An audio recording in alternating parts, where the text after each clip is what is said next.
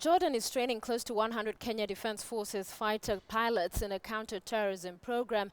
And today, President Uhuru Kenyatta hosted Jordan's King Abdullah II bin al-Hussein at the Embakasi barracks to witness a joint military training exercise by KDF and the Royal Jordanian Armed Forces.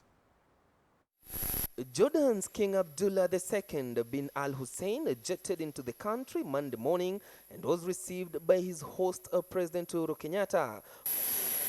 Both who donned military regalia headed direct to Embakasi garrison to officially close a training exercise where more than 250 KDF special forces were jointly trained with those from the Jordan on counter-terrorism, rescue mission, and rapid response, among others.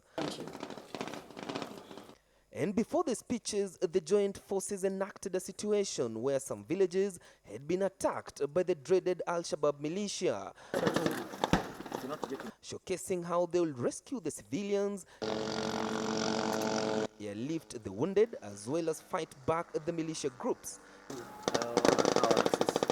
And using live ammunition, the joint forces finally took control of the village that was under attack. A display of how they've been training for the past 8 days. According to President Uhuru Kenyatta, the visit by King Abdullah II was a good gesture on his support for Kenya to deal with various threats. Together, we must fight against emerging security threats, particularly those associated with terrorism, which affects both our nations. There are so many similarities between Kenya and Jordan. Not only do we both host the largest refugee challenges of countries in the world, but we do also have threats on our borders. These similarities bring us together.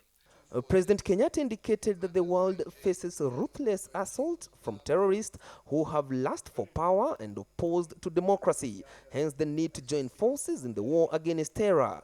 Sentiments echoed by King Abdullah. This is not a fight of our making. It was brought to us. And both Kenya and Jordan have suffered acts of terror from these groups. We have learned that these threats respect no boundaries.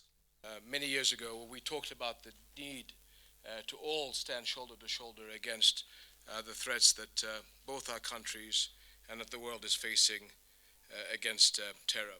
The joint training was part of an agreement providing for the two countries' military cooperation and counter-terrorism signed between the two leaders when the president visited Jordan in April last year. Both leaders later headed to status for more bilateral talks.